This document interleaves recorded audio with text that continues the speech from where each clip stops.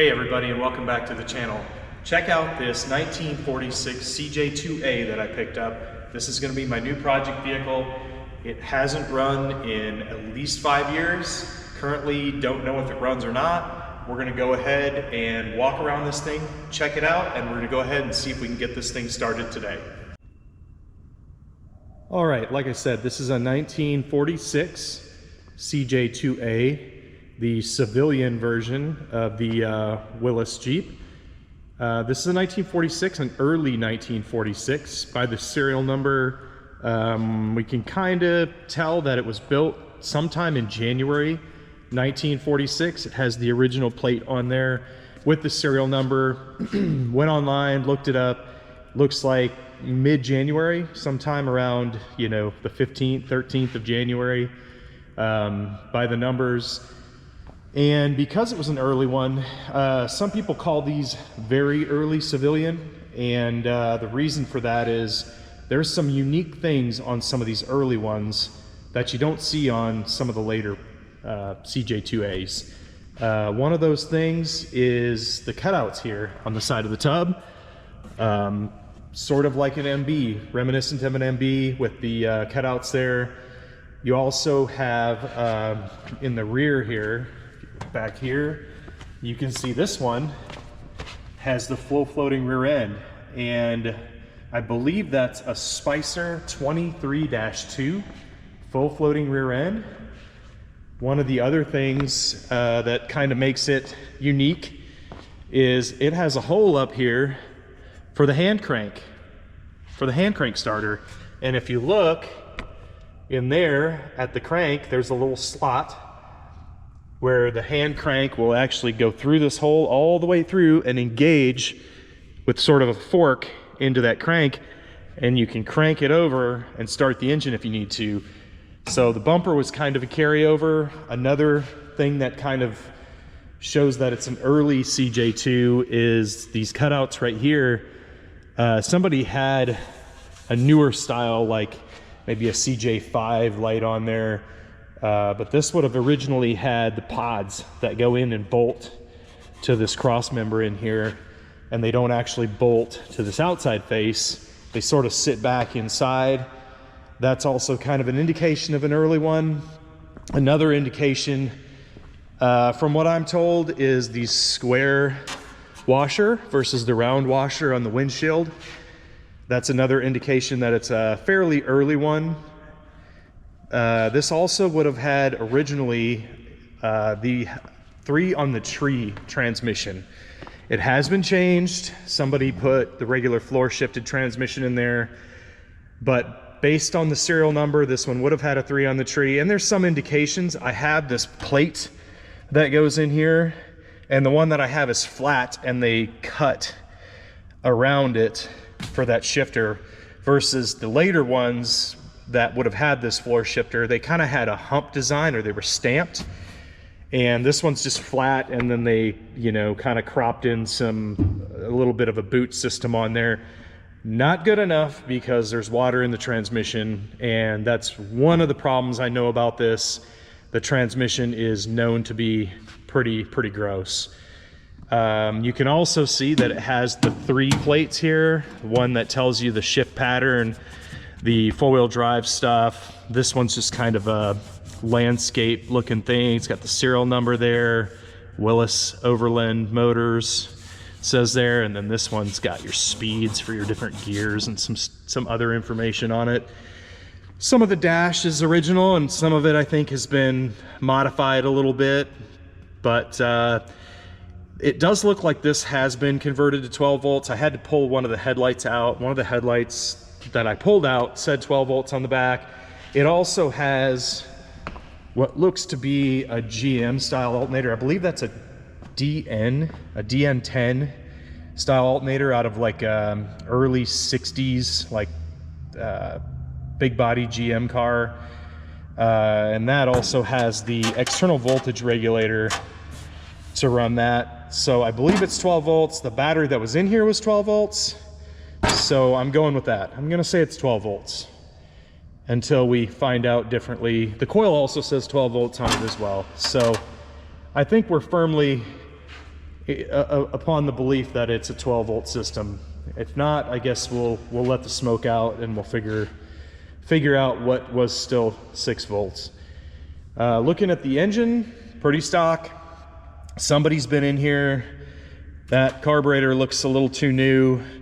The fuel pump, definitely newer. But everything else, pretty much original. Wiring is a total disaster in this thing. I mean, you can see some of this down here is just completely gross, and it just crumbles when you move it around. It's not gonna work. I did take a look under the dash. Somebody has gone in and removed those circuits. So like the headlights and all the auxiliary stuff, even most of the gauges have been disconnected, probably because the wiring was an issue. And maybe somebody already let the smoke out. I guess we'll find out. This early one still has the fuel tank under the seat, but with the civilian fill on the outside here. The tank looks to be replaced, but when they replaced it, you can kind of see under there, I put some tape on it, but they left the sending unit hole wide open. So there's probably a bunch of bugs in there and stuff. The gas is pretty gross. It's definitely not the right color and for sure not the right smell. The steering column has been replaced along with the steering itself. It looks like it has a Saginaw style steering in it, and this column I believe is also out of some kind of a GM. I believe it's out of a Vega, like an early 60s Vega had the GT steering wheel, and I think that's what this is. Looking at the Saginaw steering box in the front, which, yikes, it's in there, but if you take a look there, it's not in there the best. Definitely has some issues. But looking at this part number on here, it comes back as some kind of a GM vehicle as well. And I believe it's just a manual box out of some old GM car. So somebody's been in here, replaced the column, done that. But other than that, it's got a lot of original, not a ton of rust. Looking at the floor pans, like there's pretty solid. I did find a couple little spots in the back here where they had the wood in the hat channels. There's still a little bit of wood there that rusted out, of course.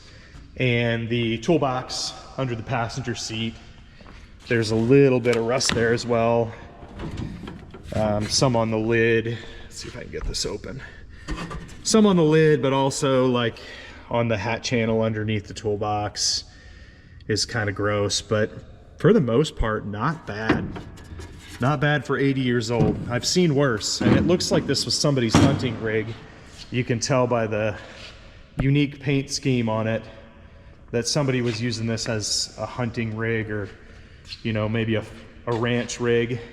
Something kind of interesting on the back here you don't see on a lot of them is this PTO unit, and that was a factory option you could get.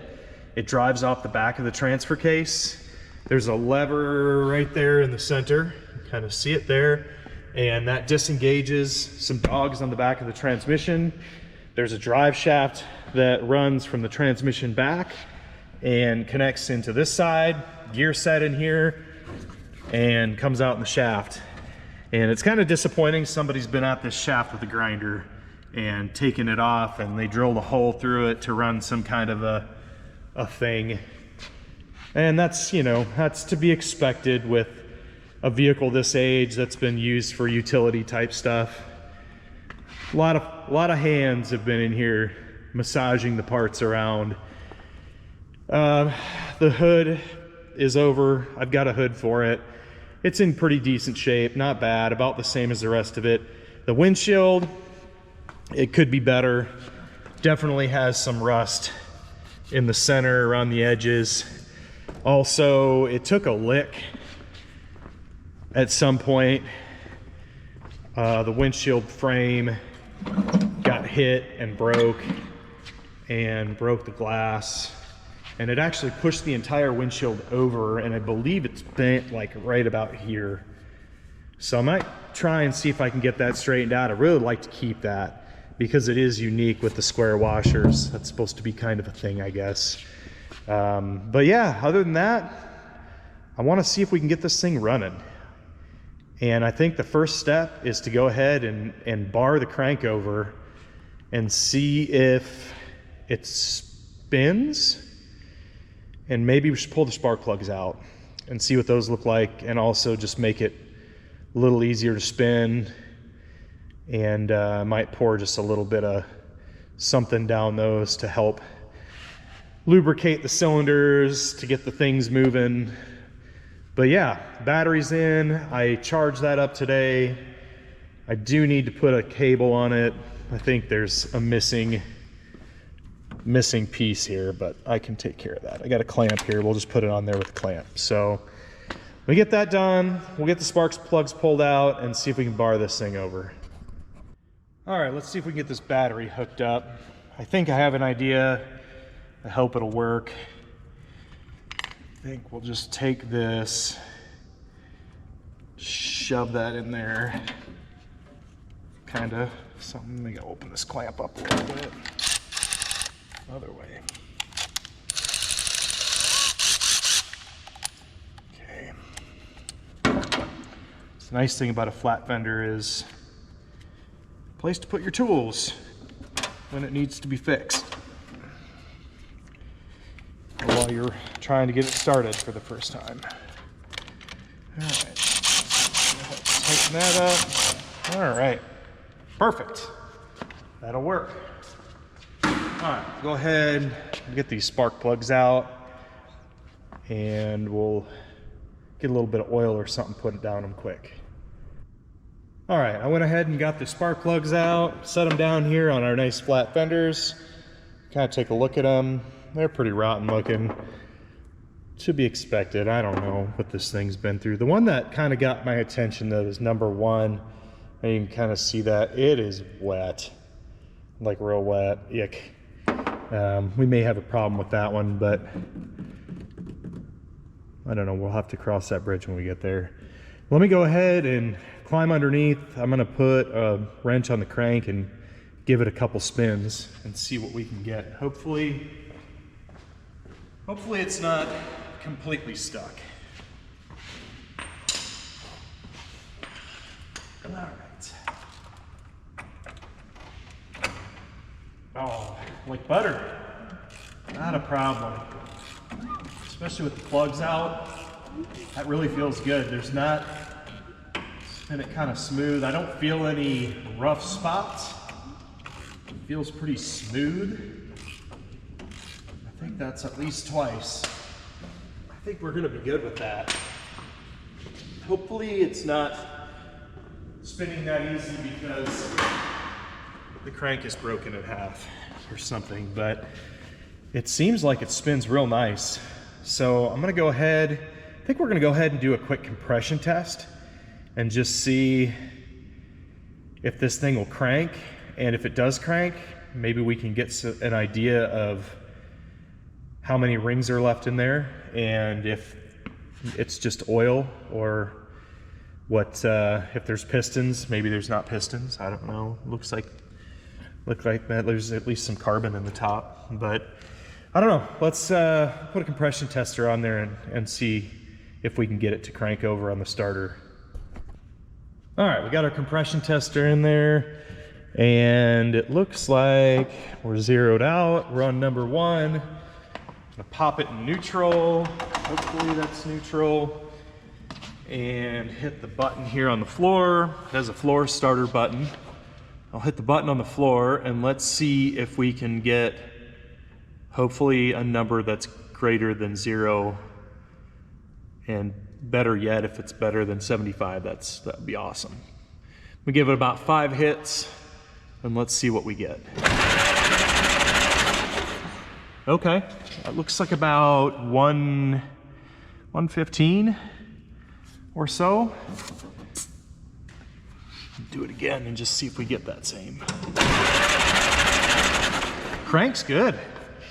Crank's really good. I did charge that battery today, I think, which helps. So number one looks pretty good. I'm gonna go ahead and do the rest of them, and I'll get back to you with the results. All right, just got finished with the very last cylinder there, number 4, and the results are in, and they're not terrible. Not the best results ever, but not the worst. I went ahead and wrote them on the top of the engine. That's one nice thing about having a flathead engine is you have a bit of a blank slate to write some things down. 115 on number 1, 115 on number 2. Number 3 is 85. It's not quite what we want to see.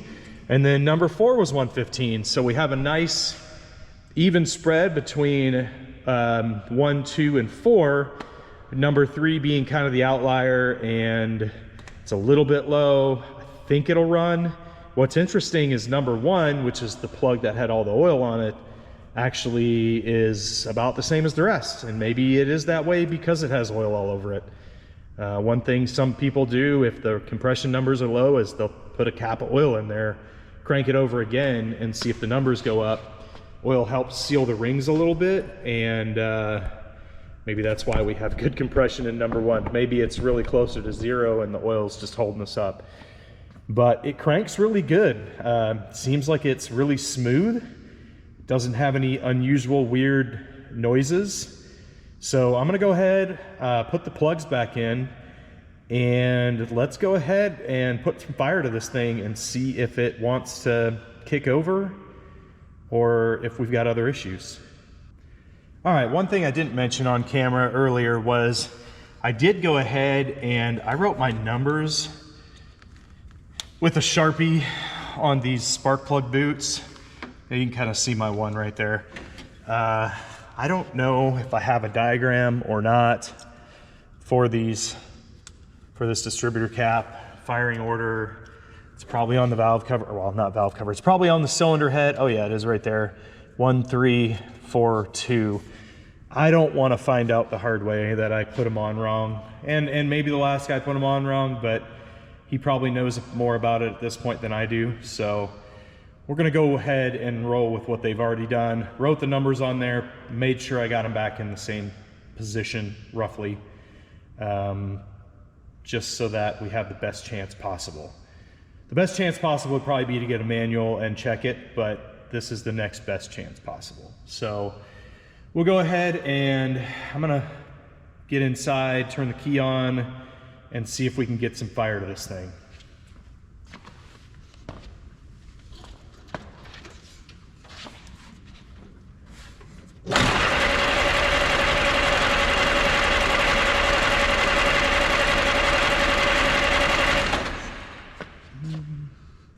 Well, I say that's probably a no-go. I think what we need to do is check and see if we're getting power at the coil. Let me move you in over here. The coil kind of hides back in behind, back over there. I'm gonna put this little light right here just so we can all see what's going on, hopefully. Let me go ahead and get a test light, and with the key on, we should have power at that coil.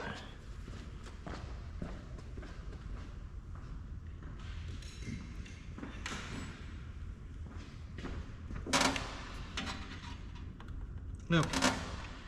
Check our light. Okay, our light's working. So at this terminal right here should be our power.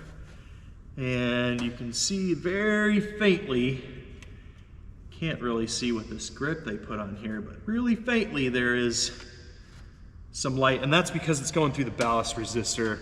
If we could get at that, which it hides down here, kind of behind this air cleaner, if we could get at that ballast resistor, I'm sure that there'd be full 12 volts there, but that looks like it's a little dim, so it's probably, you know, 6 to 8 volts, roughly, something like that. Should be enough for the coil to fire. So I think the next thing we should do is, I'm gonna go ahead and pull one of these spark plug wires off, and we'll put a spark tester on there and see if we're getting spark. And if we're getting spark, we may have to look into the fuel. I kind of thought we'd be good on fuel just because somebody has replaced the tank. There's a new fuel filter down there. The fuel pump looks like it's been replaced, and the carburetor. So there's not a lot of fuel stuff left to do. It smells pretty awful, and it's not a very good color. It doesn't look like fuel, so that could also be our issue.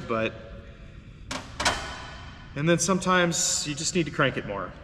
Sometimes I feel like you just have to crank it, and the more you crank it, it'll start. I don't know. Let me get a spark tester and let's get that hooked up and we'll give that a try. All right, this is the spark tester that we're using. It's kind of a simple one. You just unhook the spark plug wire, plug it in there.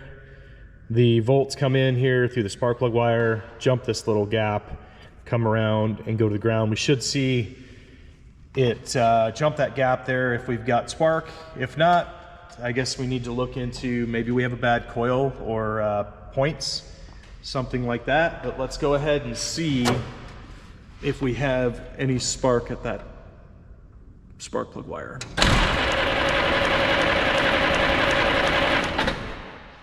All right, looks like we've got spark there, so maybe we need to take a look at the fuel. I'm gonna pull this air hat off and see if we've got anything going on there. I might just squirt a little down there and see if we can get it to pop off. All right, I got the air hat off, just pulled it off there, slid it out of the way. In fact, it looks like it wants to just fall off, so I'm just go ahead and take it off and set it inside. Okay, looking down in here, I noticed a little bit of an issue. The carburetor linkage was misadjusted for the choke. So what I did was I went ahead and set that up. So when I pull the choke, it closes it fully. And now when I pull that linkage, you can look down inside there and you see that butterfly is completely closed. That's the choke butterfly right there. It's completely closed. That's what we want for getting it started. It's not very cold in here today. It's probably about 70, 75 degrees, but want to go ahead and, you know, especially with this bad gas, give it as much fuel as we can to see if we can get it to pop off. Richer always seems like it runs better than lean, so we got more of a chance if it's a little fat than if it's not getting enough fuel. It won't even try and pop. So with that closed up, we have spark. I haven't sprayed anything in there yet. I don't like doing that unless it's like the last resort. I don't like putting things in the carburetor that don't belong there. But let's go ahead and click it off again and see if this thing will fire.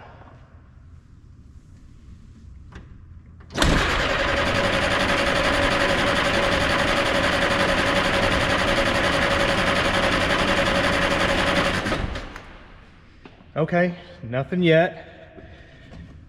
I do smell fuel in there, and I see this has kind of a unique, if you look down, kind of see, let's see if I can get you down in there. This has the glass sight bowl there on the sediment trap on the fuel pump, and you can see that color of that fuel. See if I can get it good. It kind of looks like coffee. It's not like your typical regular clean fuel. It's pretty gross, and I think that's probably a result of somebody leaving that fuel tank open. And I'm guessing all the good stuff in the fuel probably evaporated out the top when that fuel tank was open. Let me go ahead and crack the choke a little bit and see, maybe it wants just a little bit of air. I can smell fuel. Let me crack that open just a touch and see if it'll fire like that. Hey!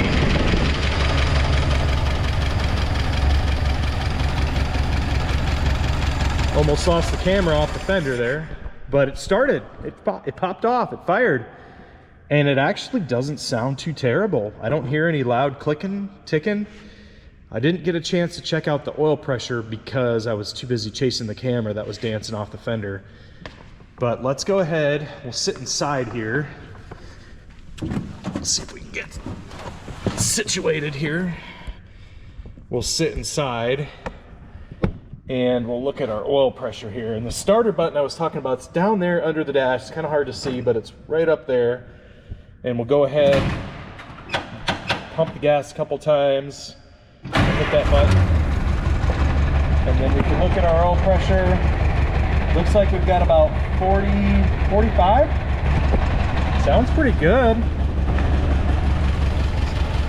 Pull the choke out a little bit. Maybe we get a little, there it comes. All right.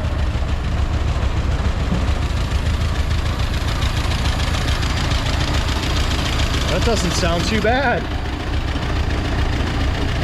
I've certainly heard worse.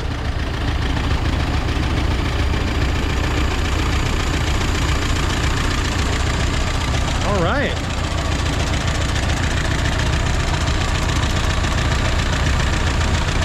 Some kind of funky noise coming out over here. Smoke coming out of the air cleaner lid. Oh, maybe that was just somebody's got a temperature gauge kind of hooked up in here, all funny like.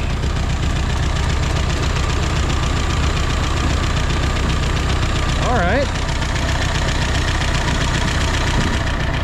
that doesn't sound terrible.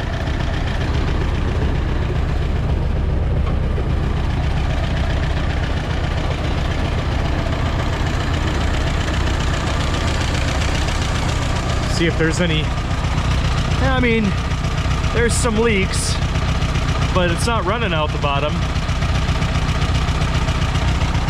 Sounds pretty good under there. Let's try and give it a little tickle and see what happens.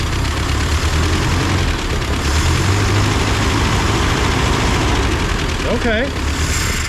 Ooh, didn't like that. Not a fan. Could be because that choke's not needed as much. Oh wow, it's smoking a little bit. Mostly smells like fuel though right now. Open that choke just a little bit. Oop, maybe. Kind of seemed like it dropped a little RPM there.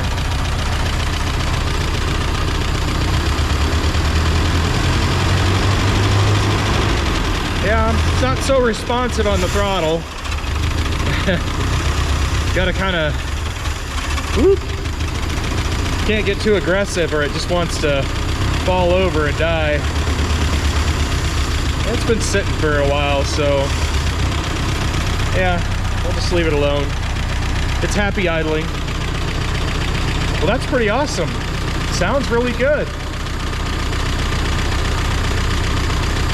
Sure, it could use an ignition tune-up. Those spark plug wires look like they're maybe from the 50s or 60s. And I am happy that it has a new carburetor though, because that means, at least it should mean that everything sort of works in there and it's not rotting through the bottom or something.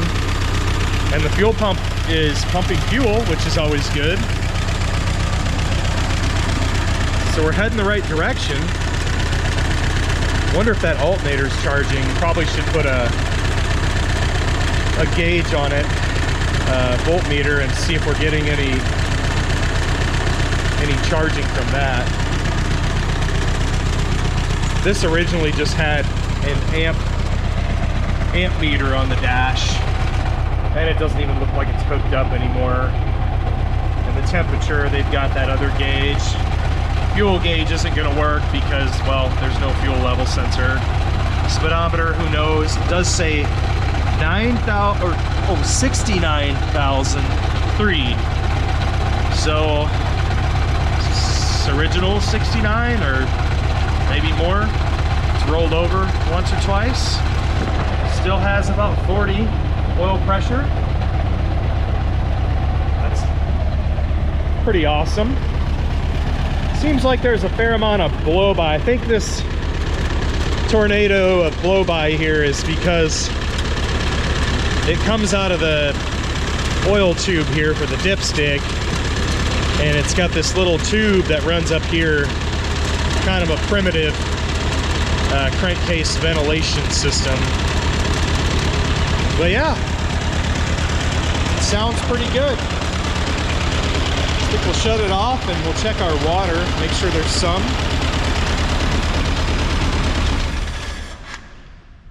And we'll go from there. All right, shut it down. I'm gonna go ahead and pull off this radiator cap. It's not so very tight. Hasn't run long enough to do anything. It's kind of gross on the bottom. It's not awesome. Oh, there's water in there though. Oh, awesome. There's water, but the whatever's in there, it's pretty much, it's kind of the same color as the Jeep. I guess you just wipe that on there. It's the same color. Use that for some touch-ups. Probably needs to be flushed at very least. I think there's actually a little hole in it.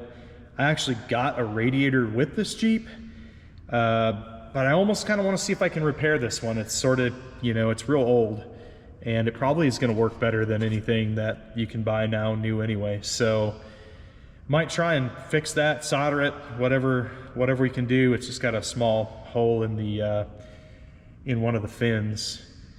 But yeah, water, there's water in it, so that's a bonus. All right, let's talk next steps on this Jeep. I think the plan for this Jeep is just to go ahead and do preservation. I'm not gonna do a full-on frame off restoration. I kinda like the way the paint is, the finish, all of that. Plus, I wanna be able to use this Jeep. I wanna be able to take it on the trail. I wanna be able to drive it. And I feel like if I go too deep into it, start stripping the paint off everything, buying original parts and making it a parade vehicle or show vehicle, I'm not gonna wanna take it off-road. I'm not gonna wanna enjoy it. So I think the plan is get it mechanically working good, fix the brakes, fix the transmission, some of that stuff. So I really think the best course of action to get that to that point as quickly as possible is to go ahead and pull the body off the frame, pull the transmission, the transfer case out, just separate it all apart. I know some people are screaming at the screen, don't take it all apart, you'll never get it back together. I just feel like the best way to get to that point is to go ahead and pull the body off. There's some damage in the rear, some of the body with the hat channels because they're collapsing. The rear tub is actually tilted on the frame. That has to be addressed. If I'm gonna take this thing off-road and I'm gonna trust it, that stuff has to be addressed. The brakes, obviously, there's some issues there. You've got some leaky wheel cylinders, some dragging shoes. Some of that needs to be addressed. The transmission, the bearings, it's running fluid out the front of it right now. The seal is gone, the front bearing's gone, something's wrong. The transmission and the transfer case, they share fluid. So if the transmission had water in it, chances are pretty good the transfer case is gonna have water in it too. So I wanna go ahead and address that as well. Just clean everything up. The rear differential seal's leaking. That's pretty easy fix, but I just feel like with the body off, I can really get a good handle on what needs to be done and address it, you know, directly instead of working around and trying to figure out ways to, you know, to pull this out, pull that out, and not disturb the tub. Just separate them and make it easy to work on. So I think that's kind of the next step. If y'all want to see more of these CJ2a videos, go ahead and comment. Let me know what you want to see. If there's anything that you want to look at on here, let me know. Go ahead and subscribe if you like this content. I'm also going to be starting the next series of video. That's going to be on the Jeep 4.0. We've got our 97 Wrangler. We're going to do some dyno videos on that. We're going to do some bolt-ons. We're even going to get down into maybe some engine work and some tuning on it. And we're going to have the dyno from start to finish so we can see as we add things to it what's going to change. We may even put the CJ2 on there at some point if we get it running good enough that it can actually rev and the transmission's not dumping fluid.